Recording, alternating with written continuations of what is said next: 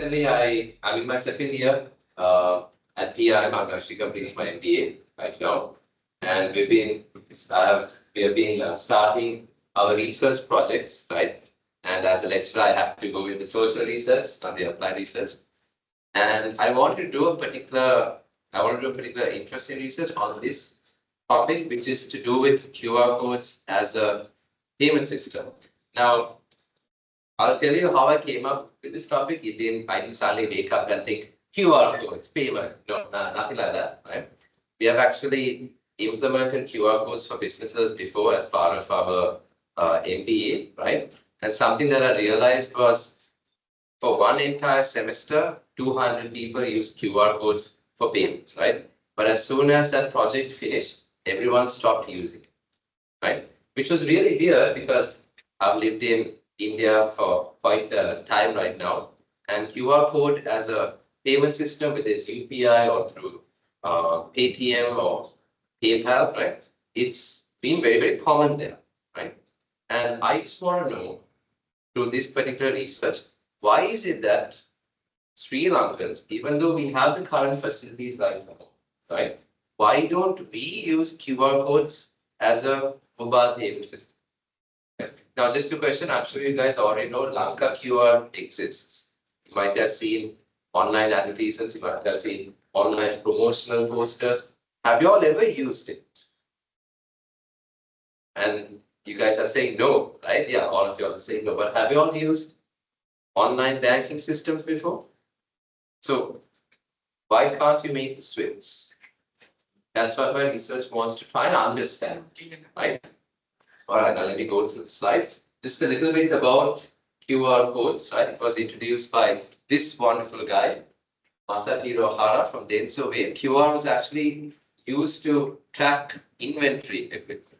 But very recently, in 2011, Chinese company Alipay, they realized that QR could be used for more than just tracking inventory, but as a payment system as well, right? And eventually, they designed QR code to accept payments to an individual, and the other Chinese company, Tencent, also. So my domain of research is a small timeline of how we have gone and implemented QRs as payment systems. You can see China has had a good solid lead, right? With two companies promoting it. And very recently, UPI from India as well as Singapore, and then we adopted QR in 2019 and 2022 was Cambodia. Now, moving forward, my domain for the research, proposed research, is going to be on digital payments, right? And if you look at the recent trends, right, in our country now, for you, when you guys hear the term QR, you probably get a little bit of anxiety because we have had like a very lovely economic crisis beforehand, right? Where if you wanted to go and pump petrol, you had to use a QR code, right? So you guys might be a bit traumatized once you hear this particular topic. But around the world, especially in South Asian countries, there has been a huge push for QR. And there's many reasons for that, because of the convenience, because of the perceived security, because of the trust, many reasons, right? We'll be covering that through this. Now, in all research, you also need to highlight a performance gap. Why are you undertaking this research, right? This is my performance gap. Less than 1% of the Sri Lankan population uses QR-based payment solutions. Less than 1%, right? That's very, very minute, right? And if you were to compare it with the volume of transactions when it comes to banking, right? You can see that banking, right, or internet-based payments have grown significantly. Exponential growth, in fact, right? But if you look at QR-based transactions, it's mainly stagnant, hasn't grown as much as that. In fact, in the latest quarter, you can see the usage of QR has decreased while internet-based payments have increased. I want to understand why this is operating like that. And additionally, only 1.1 million transactions took place in Sri Lanka in 2023. That's roughly, on average, 3,000 per day, which is extremely, extremely poor, right? When you compare it with other Asian countries. For example, Thailand has hit more than 5,000 million in just 2023. We have hit 1 million, they have hit 5,000. Right? Malaysia, more than 2,000. Indonesia, more than around 1,500. Right? All these are Asian countries, South Asian countries. Right? We are also South Asian. Why is it that we don't have a similar performance like this? If we have to compare with our closest neighbor, India, right? You can see that nearly 471 million transactions happen on a daily basis. Meanwhile, they are still on 3,000, which is huge, right? Obviously, if you look at population differences, you can't really compare, but why are we not here yet, right? So, now, if you look at the Sri Lankan context, our current government is pushing for a cashless society. Recently in our economic summit, right, you will notice in their slides, they have highlighted, right, payments as part of this digital economy acceleration, right? It's mentioned here as well as a key component of digital public infrastructure. And if you look at what Dr. Hans Vijaysurya, previous CEO of Dialog, he has also pushed for a cashless society. However, we still don't understand what is so different amongst our Sri Lankans. Why is their intention to use when it comes to QR codes so different from other countries? Because guys, if you looked at the last couple of years, there has been plenty of awareness programs. There's been plenty of news about QR, and generally the population is aware of it. But still, there exists a very low usage, right? Oh. So these are some of my identified gaps, right? Now, because it's social research, we need to prove empirically and differential gaps as well, right? So the research of QR codes is documented well globally, but still it's lacking when it comes to Sri Lanka. In fact, there is only one A-grade article published by Sri Lankan Journal of Management, Vasim and Bendis, on QR code payment. No other article, or I couldn't find any other article that exists at the moment. And if you look at research conducted on digital payments and QR, you will see that the majority of research is concentrated in 3 primary countries: India, Pakistan, and China. This was conducted by a systematic review, right, from another A-grade journal. This was also compared with other systematic reviews which prove the same. Why is there no research in Sri Lanka, right? Moving on. There is also very limited research on how different generations also perceive this QR code. Now, as you may already know, the digital literacy in Sri Lanka, especially in the Western province, is very, very high, more than 75%, right? But if you look at the current generation of today, even they are also not familiar with QR codes as a payment, right? Which makes me wonder, even if old people, even if millennials or Gen Y are not using it, why isn't Gen Z accustomed to it? So as a result, I'm thinking, right, in my particular research, of doing a generational study, looking at how QR code intention to use differs amongst generations, right? This type of research is also lacking, right? Because past research have never considered a heterogeneous sample, right? Hopefully, my research will add to the current body, right? Moving on. More identified gaps, right? If you look at the particular models understanding consumer behavior, there has been a very common model called the technology acceptance model, introduced by Davis in 1989, right? It says that if you want to understand how consumers behave or their intention to use a platform or digital technology, first you need to look at their perceived usefulness as well as perceived ease of use. Now, to put it very simply, my research is only going to be limited in this particular green box. Since it's extremely difficult to understand in research actual system use, we're going to limit it only to understanding why consumers intend to use a particular platform. Now, these terms probably can confuse you a bit, so I'm going to put it very simply.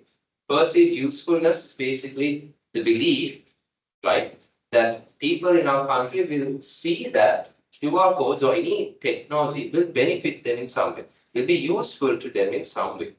This could be in any way, whether it could be in terms of trust or whether it could be in terms of the speed of the transaction, right? Any benefit that they will be perceived, as well as the perceived ease of use, whether or not adopting a technology in their day-to-day life will be something that's relatively easy.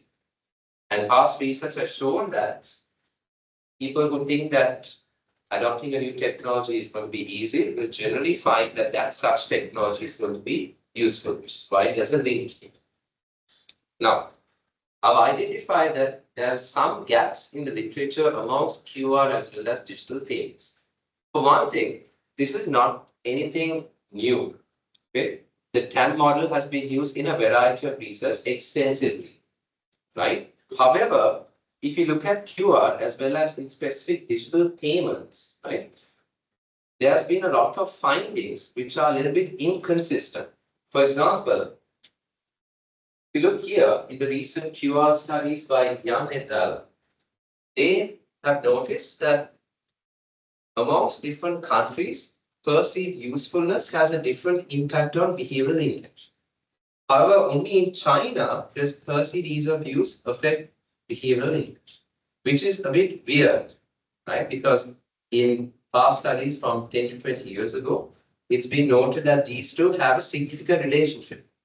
But now in the recent studies, including the one from Sri Lankan Journal of Management on QR codes in Sri Lanka, they have realized that the perceived usefulness does not have a good relationship, right? Which makes me wonder if more research was conducted in Sri Lanka considering these two constructs with other constructs as well, whether the results will be similar to other countries as well. So I'm thinking that the culture as well as the contextual differences amongst the different countries, whether it also plays a big factor. Because the research in Sri Lanka is very, very limited at the moment, I think this is something that's worth at least investigating. Which boils me down to my final research question. Why is there a low rate of usage of QR code-based payments in Sri Lanka? That's it. Does anyone have any questions?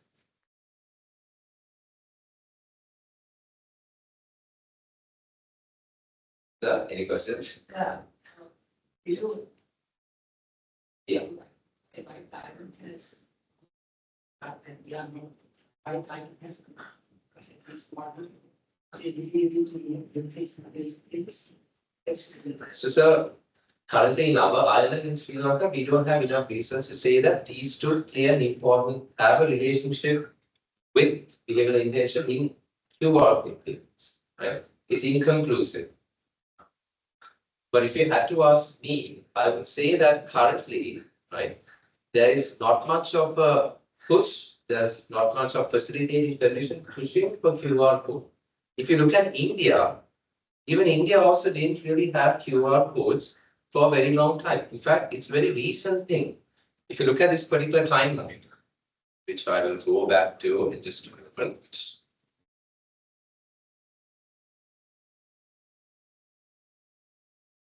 India only used QR codes implemented it in 2018, right? But if you look at that, their situation was a little bit different from ours, right? Back then, the Prime Minister was trying to demonetize the currency, right? And because of the cash shortage and huge queues to go and get cash from banks, they also released UPI, which was a way to transfer cash through a QR code. And because of that necessity to transfer cash through online systems, because there was no way to get cash from banks, right? They adopted it eventually, and now they're using it every day, millions. In fact. And I question, Yes. in government initiative, I don't like carbon 10%. If you look at those countries, sir, there is a government push for it, definitely. And the government is taking extensive steps to integrate different QR platforms together. Right now, the only thing that we have is Lanka QR, right? So it's a bit tricky, and most people here are very comfortable with their current digital banking apps, right? Maybe we don't really want to switch. I want to understand why don't we want to switch as well. So, any questions?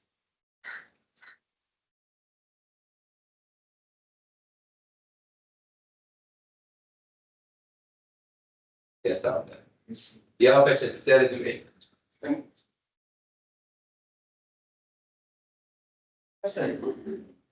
But then I think what you said, Yes.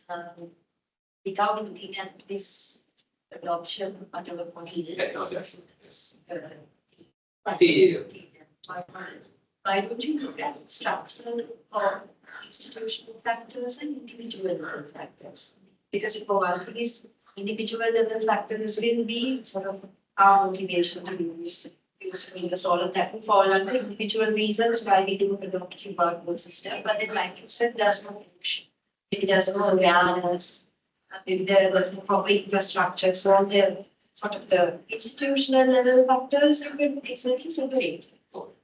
Yeah, that's good. And there's a particular theory called theory of structuration, which looks at both the individual as well as the institutional level. I think we can do something like that. Thank you for your good. Any questions? Hi, Candy. Do you guys have questions?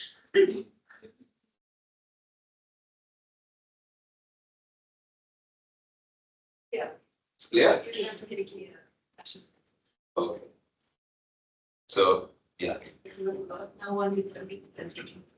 Yes, start to now work on developing the conceptual framework. So I'm planning on not only using these two, I'm planning on integrating another theory as well, different constructs, because these two would paint like a very good idea of how Sri Lankan's intention to using QR. It won't be very comprehensive if you only take these two, right? Something you're taking cultural norms, facilitating conditions, the perceived security of this particular platform, whether Sri Lankans don't perceive it as very secure. Maybe that's why they use digital, like mobile banking apps all the time, right? So this type of research has a lot of interesting areas which you can explore, right? Which I will hopefully do in the next 6 months. Thanks. I will be considered as samples. Cross-section is made. Yeah, it will be a cross-sectional study, but so I'll have to look at different cohorts, Gen Z, millennials, and boomers.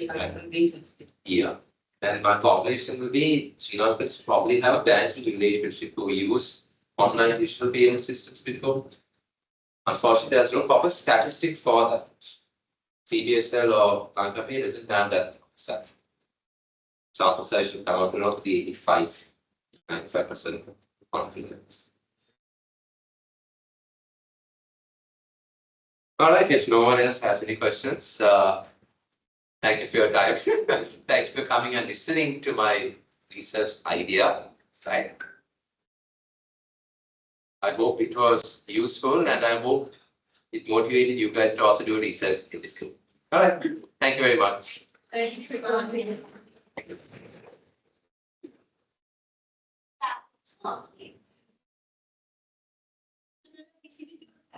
Yes.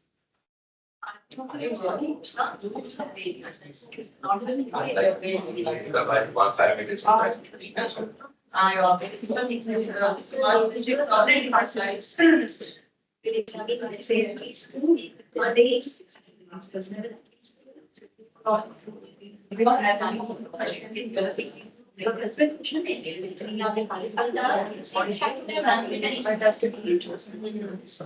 See the then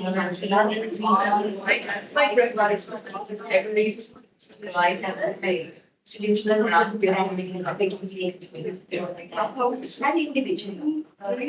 So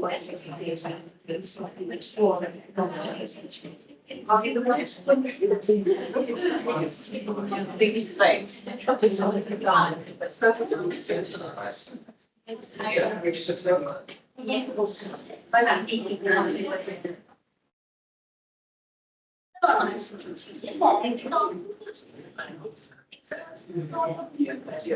So I can basically first days. That's really like accept. So there's multiple versions of it. Aside from there's something about it, it's literally and I also cause it.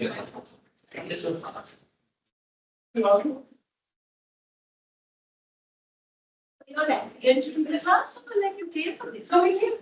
Vishal, I'm teaching you all right, 150? 150 class. I don't know, sir. Okay, He's done. I'm done, yes, that is it. Ah. Now, I don't know what to do about that. Right? Okay, with Candy, I think is a dropping messages and see chat. Oh, okay. Thank you, Ruby. Okay, I suppose we can all go and go. We have the pillar, there's a small token of appreciation. Thank you. That's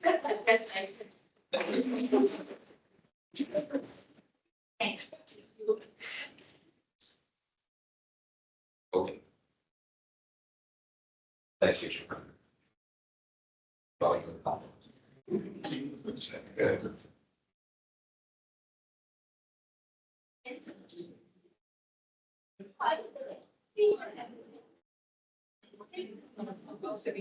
It's not. Access to our mind to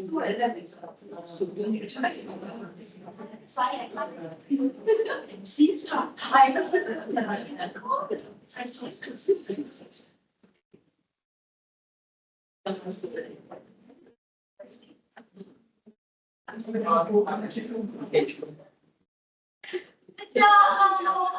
you. Yeah. that's such a dish. It's a beautiful thing.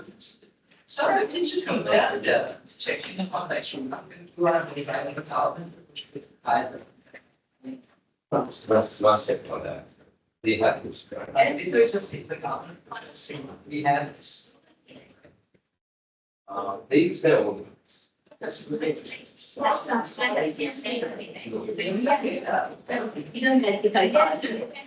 Very, very popular. Everyone. That's the interesting. Use online banking. If you want to use online banking, get that's an exception. So see what's fast. It is.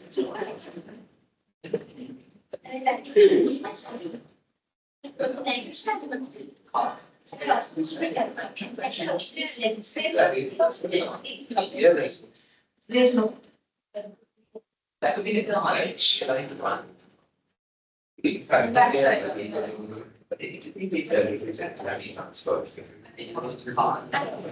You can be lowest. You have to screen.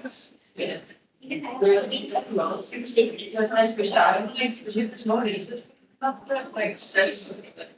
Yeah, they want to. They just want to Same way in last century. I mean, not a comparison, it's like, they have instance on other countries. You get a Sri Lanka kind of country. Yeah, so. Population Yes. All this is a good. All is Singapore. It's really good. Yeah, Yeah, it gives me. it all started in sense. They're focused on accounting. Okay. Good documents. Don't check. Now it's just whether these teachers will.